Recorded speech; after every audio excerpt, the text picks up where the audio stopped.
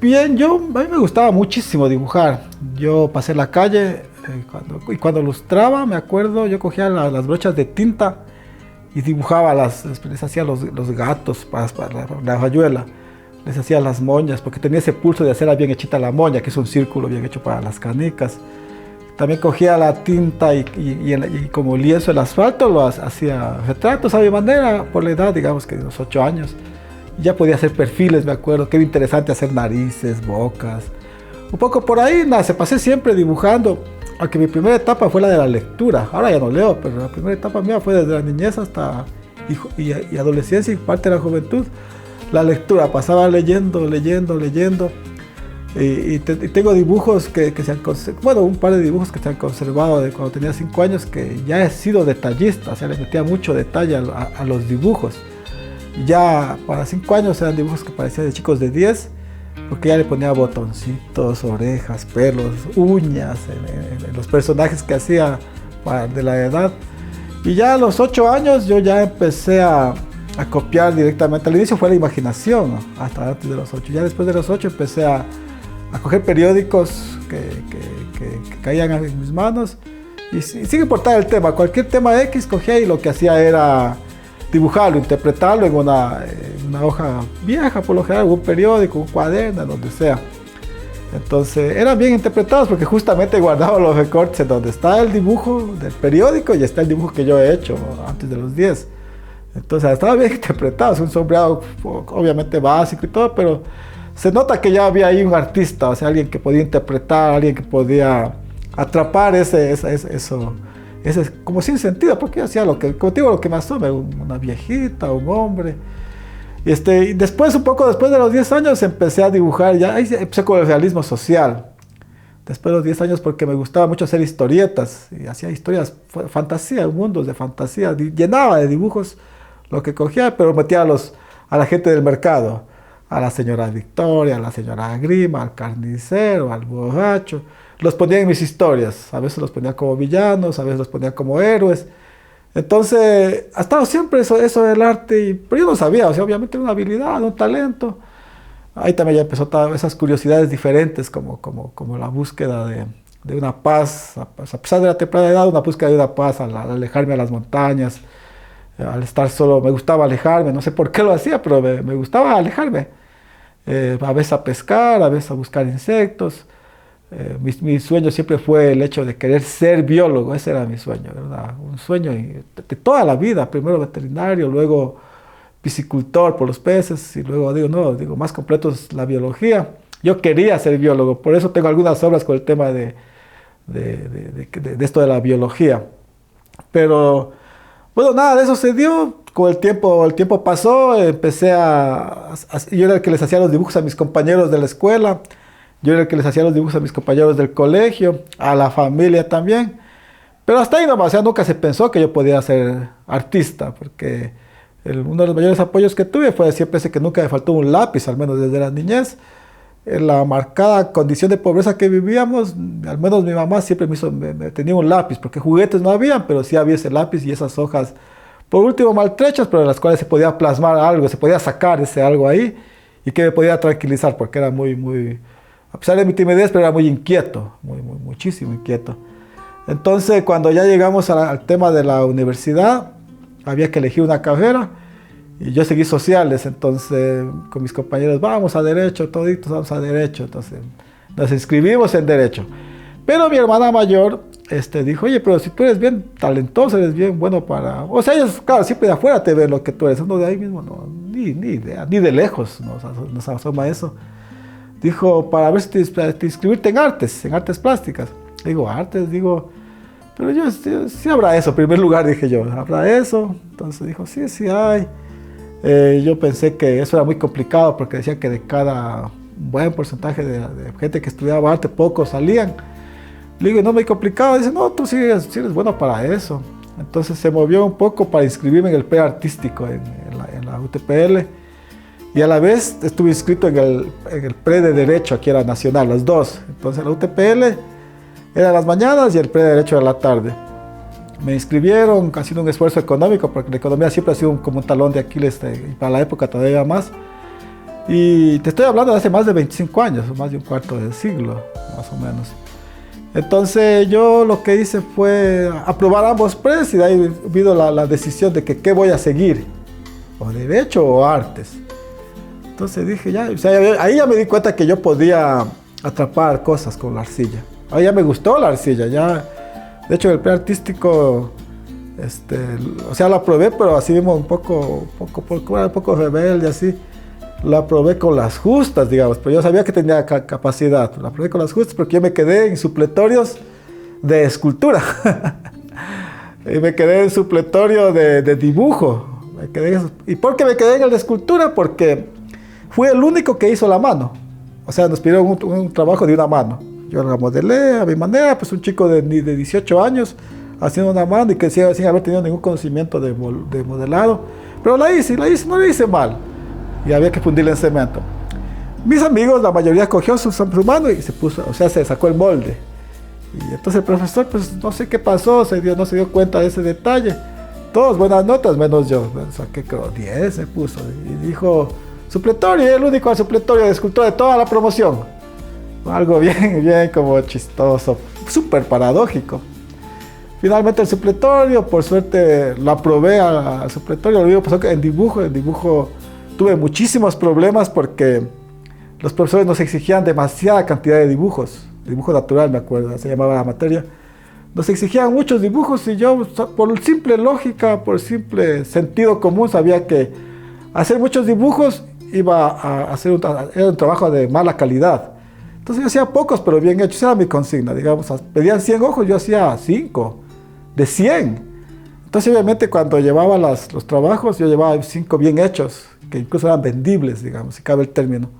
Pero mis amigos llevaban 100, pero 100 hechos, pero hecho bala. Claro, yo trataba de hacer un estudio un poquito más profundo.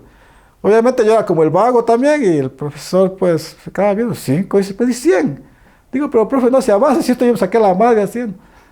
Y así, entonces baja nota otra vez, baja nota. Y empecé con pésimas notas en realidad. Por suerte logré aprobar, porque si no aprobaba ese preartístico, como que ya me iba creo que directamente a derecho. Me quedaba ya porque acá ya lo perdía, un poco así. Pero ya lo aprobé, después vino la disyuntiva de qué seguir. Entonces yo dije, me gusta mucho lo de arte. Le dije a mi papá, me gusta lo de arte. Mi mamá en su momento dijo, chuta, pero la técnica es carísima. Siempre ha sido cara. Y en ese entonces creo que era más accesible, pero también era cara. Y no podía acceder yo al estudio. Entonces más bien que dije, chuta, o sea, mi mamá dijo, ya descartamos que yo estudie, que me meta a arte. O sea, aprobé ese preartístico, no sé cómo diablos me apoyaron para el pre. Pero después de eso, lo que hizo más bien fue mi papá, fue el que empezó a moverla. Dijo, no, sí, tú sí tienes talento. Dice, vamos, hizo un préstamo por aquí, otro préstamo por acá, préstamos chiquitos. Me consiguieron la matrícula y matriculado en artes plásticas. Ahí fue cuando ya empecé a trabajar, a hacer trabajitos también de mi propia cuenta. Empecé a ganarme la vida para mis marcos, para mis materiales. Una cosa particular era que siempre te llevaba las cosas al último, porque no tenía materiales. Porque el material en arte es costoso, no es tan sencillo los materiales en arte. Entonces, siempre era al último entregar esos trabajos, porque siempre estaba haciendo como al último, y porque no tenía el material, no tenía disponible eso. Entonces seguía repercutiendo un poco eso de los materiales en las notas. Pero ahí seguí, yo hacía mis trabajos, ya empecé a ganar un dinerito, empecé a comprar ya material, ya no empezó a faltar después ya material. Y en artes plásticas finalmente acabé como el mejor en notas. De lo que decía así de pésimo, ya era la tecnología, me acuerdo todavía. Ya al final ya acabé con las mejores notas en historia del arte, en dibujo, en escultura. Ya eran buenas notas porque ya pude como estabilizarme un poquito y ya me metí más de lleno ahí. Ahorraba mucho, yo no me iba al bar, por ejemplo. Siempre mis compañeros decían, Boris, vamos, yo me quedaba nomás. Más que por cepillo, en realidad era porque no tenía la economía. Siempre te voy a hablar del tema de economía porque así fue el inicio, en realidad. Fue bien, no duro porque yo igual era feliz haciendo mis cosas, yo no sabía. Pero era feliz. Ya los profesores me empezaron a buscar a mí para que les ayude a sus proyectos de arte también. Les ayudé muchísimo, como aprendiz, obviamente. Pero les ayudaba, ya generaba una cierta economía. Y desde que yo era estudiante ya empecé a vivir del arte. O sea, porque ya se empezaron a vender las cosas. Y empezaban a funcionar las cosas que yo pensaba. Decía, a ver, 5 ojos bien hechos. Y ya los vendía esos ojitos después. Decía, oye, qué bonito ese ojo que hiciste, véndemelo. Aunque barato, pero lo vendía. No era lo mismo que ese ojo de 2 líneas y se acabó. Entonces lo mismo pasaba con cerámica. Tuve en la universidad siempre problemas con los profesores. Fui expulsado de la universidad. Esa anécdota casi no la cuento mucho, pero fui expulsado de la universidad porque cuando ya estaba haciendo mi tesis nos dieron una chance para la licenciatura. Así cuando estaba haciendo mi tesis de licenciatura me pusieron un profesor X para que me la dirija. Pues el profesor X no sabía ni dónde estaba parado en cuanto al tema de escultura.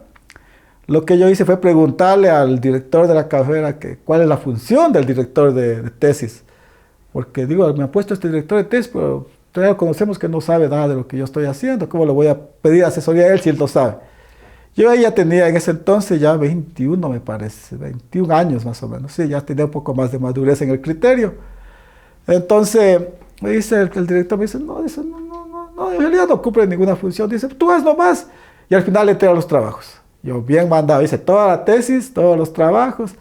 Y al final cuando quise entregarle al director de tesis, me dice, pero si yo no he visto nada, me dice. Yo no he visto nada, y entonces yo no tengo que valer tu tesis, no sirve. Y para que lo mando un informe a rectorado, mando el informe. Y después me mandan un memo sobre mi expulsión de la carrera de artes plásticas durante 3 meses o 6, no me acuerdo. Me expulsaron por no haberle acatado, haber seguido las directrices.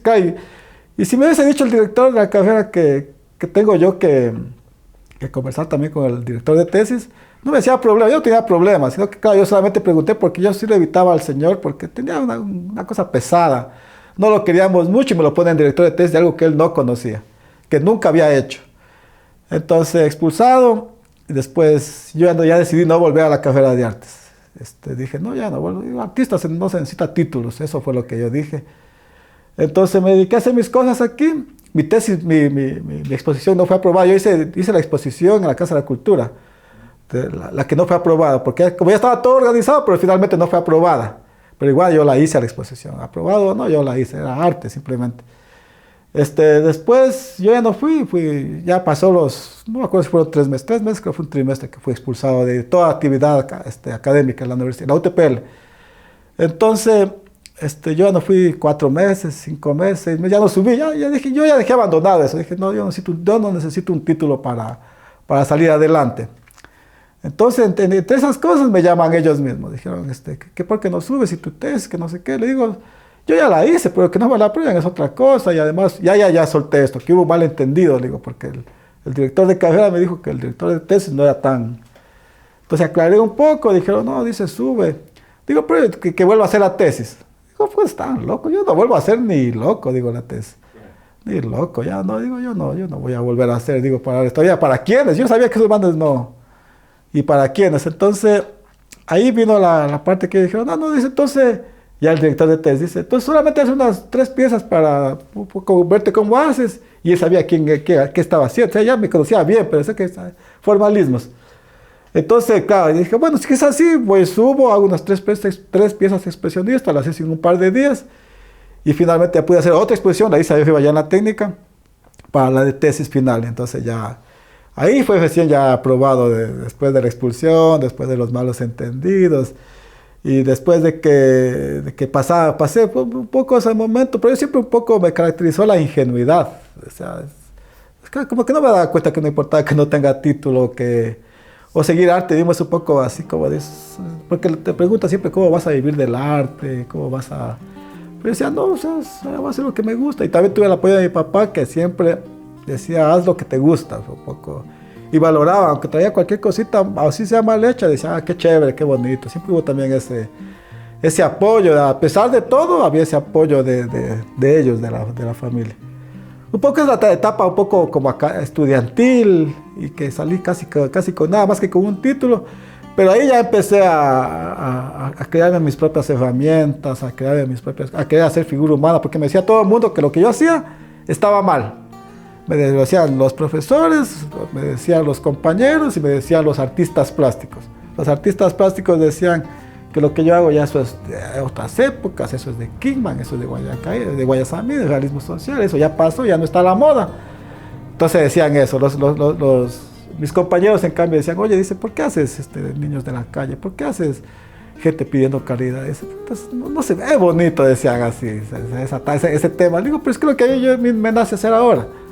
Decía, no, dice, no, de esas cosas. Rechazo de artista, rechazo de compañeros y finalmente rechazo de profesores. Los que más rechazo habían son los profesores, porque decían que lo que yo hago no, o lo que yo quería hacer no estaba bien, que debía hacer cosas más contemporáneas, más modernas, más estilizadas, o sea, con otro estilo, otro esquema, digamos, así de arte. Pero yo sabía que tenía que, o sea, me movía eso de que tenía que perfeccionarme un poquito más. Lo que ellos dicen, porque ellos decían que yo ya estaba bien, que sí, no, tú ya estás, una figura humana y eso, que ya estaba bien, pero yo sabía que no, que realmente sin profesores. O sea, yo a duras penas veía los libros de Miguel Ángel, de Leonardo, los copiaba, intentaba hacer algo de ahí, pero sabía que me faltaba muchísimo. Te hablo de un chico de 22 años, 21, 22 años. Sabía que me faltaba mucho por aprender. Entonces empecé a irme contracorriente de toda la época, tanto especialmente de artistas plásticos. Hasta que la cosa detonó cuando alguna vez le dije al director, no va a dar el nombre, pero al director de la carrera le dije, profe, yo quisiera dedicarme a la escultura. Le digo, veo que tengo esa facilidad para la escultura, porque la pintura, como que todo mundo, y escultura pocos. Entonces me dice, o sea, levanta, me ve y me dice, ¿y tienes un horno? Me dice. Le digo, ¿horno? Digo, no, apenas ni 22. ¿Horno? Digo, no, un horno era carísimo, es caro un horno. Entonces me dice, puta, dice, ¿quieres ser escultor? Y sin horno eres hombre muerto, me dice, puta, ¿qué? Y yo siempre he sido con esa especie de resorte, quita el pie y salto más lejos. Un poco eso así, un poco más la rebeldía. Entonces esa misma noche, claro, yo me fui preocupado, o sea, que alguien te sentencie tan feo, ¿no? Eres hombre muerto porque no tengo un horno y quieres ser escultor. Chaval. Entonces, bueno, volví a la casa, un poco apenado. ¿Qué te pasa? Dije, nada. Me puse a dibujar, pero ya aquí en la casa tenía un cuartito. Ya empecé a mis primeras esculturas, ya extra universidad. Hice mis primeras esculturas. Entonces esa noche de lo que no tengo, que me dijo que no tengo horno y que era hombre muerto, es como anécdota que siempre la cuento, fue que esa noche de cambio soñé con fuego, todo se quemaba, por aquí, por allá, yo me quemaba, mi pelo se quemaba, las pestañas, mis cejas, yo estaba rojo, o sea, me quemaba pero no me encendía, pero me quemaba. Un poco por ahí fue la cosa que al siguiente día digo, no, la solución es el fuego, o sea, la arcilla es fuego. Y saqué mis primeras piezas que tenía hechas y las quemé con leña. Digo, no, voy a meterle fuego pues, a esto, voy a hacerle como... Desde ahí creo mucho en sueños también, creo mucho en los sueños. Entonces quemé las primeras piezas. La primera pieza que quemé me hizo añicos, pedazos, total, se destruyó. Después entendí que no había que ponerle fuego tan directo, como que había que alejarlo un poquito y acercarlo. Entonces ahí, claro, cuando hice ese proceso, en verdad me quemé el pelo, las pestañas, todito, me quemé. Y hasta la ropa, pero ya estaba a punto de encenderse. Chuta, digo. Entonces ahí asocié las dos cosas y empecé a tecnificar la quema con leña. Pero esas piezas son las primeras que hice con leña. Y ahí cuando empezó, ahí nació Boris Salinas el escultor, porque ya tenía un medio para preservar las piezas un poco más de... Y también empecé a valorar lo visto, empecé a valorar la unión, empecé a valorar el ahumado, empecé a todo ese tipo de cosas. Ahí recién nací yo como escultor, empecé a hacer piezas, las pude hacer más perdurables. Y luego de eso quise hacer mi primera exposición ya individual fuera de la universidad. Entonces lo que hice fue irme a instituciones de aquí, en este caso la Alianza Francesa, y pedí el espacio para quemar. Entonces la directora, que me acuerdo clarito el nombre, al inicio me dijo que sí, que hay el espacio. Fui vine acá, trabajé bastante como loco, hacía niños especialmente, muchísimos hice, quemé con leña, hermosos quedaron, y luego ya le dije a ella que ya tengo las piezas para la exposición, para ver si armábamos la exposición, cosa que se necesitaba un catálogo, módulos así. Entonces ella dice, vamos a ver las piezas, me dice. Subieron aquí todavía no las tenía, aquí todavía en una sala, esto no existía antes. Mi taller nomás afuera, que era otro taller más sencillo. Entonces vinimos a ver las piezas, las vio, las analizó, después dice, ¿sabes qué? No puedes exponer. Pucha madre, digo ya. ¿Y ya por qué? No, dice, no me gustan, dice, no tienen calidad, les falta, dice, parecen niños con retardo mental, así, era bien grosera la francesa. Entonces parecen mongolitos, y digo, pero yo no los veo así. No, dice, sí, sí, dice, no. No, dice, no te vamos a dar el espacio. O sea, todavía no te vamos a dar el espacio. Y en esa misma época, porque allí hice solo niños latinos, me acuerdo, y negritos, y indiecitos, y bolivianos, así, Latinoamérica y niños. Y quemados con leña, con esa técnica. Entonces dijo, no, además tampoco la técnica no le gustaba, no le convencía mucho. Entonces vino un francés, se expuso sobre Latinoamérica, y hizo un cóctel, una exposición brutal fue esa. Obviamente tenía calidad, pero era lo mismo que yo hacía, solo que en este caso era fotografía, y yo lo hacía en escultura. Seguramente me faltaba porque estaba pelado. Me rechazó, no pude hacer exposición ahí. Luego fui justamente con Bayar ya éramos amigos, nos hicimos una exposición Bajo y Fuego en el Museo del Banco Central, donde el museo, al lado de la Gobernación. Hicimos la exposición ahí, él sacó sus trabajos, yo saqué mis trabajos más unos dibujos, y nos fue súper bien. Bueno, yo particularmente vendí todos los dibujos y todas las esculturas, todas, las que fueron rechazadas por estas, y esa señora fue ese día a la exposición. Y estaba un amigo que le decía, mira de lo que te perdiste, le dice a decir, oh Dios, porque él estaba estudiando francés con ella, entonces, y era mi compañero. Entonces, ahí fue el inicio también ya de empezar a entender que yo podía vivir del arte.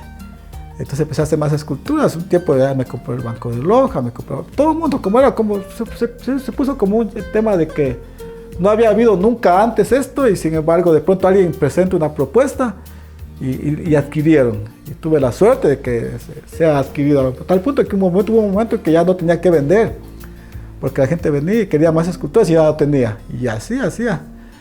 Y así fue como fui creciendo de a poquito. Después una exposición, otra exposición, fallando, haciendo a mis amigos, ya vinieron encargos, vinieron concursos, vinieron cosas así.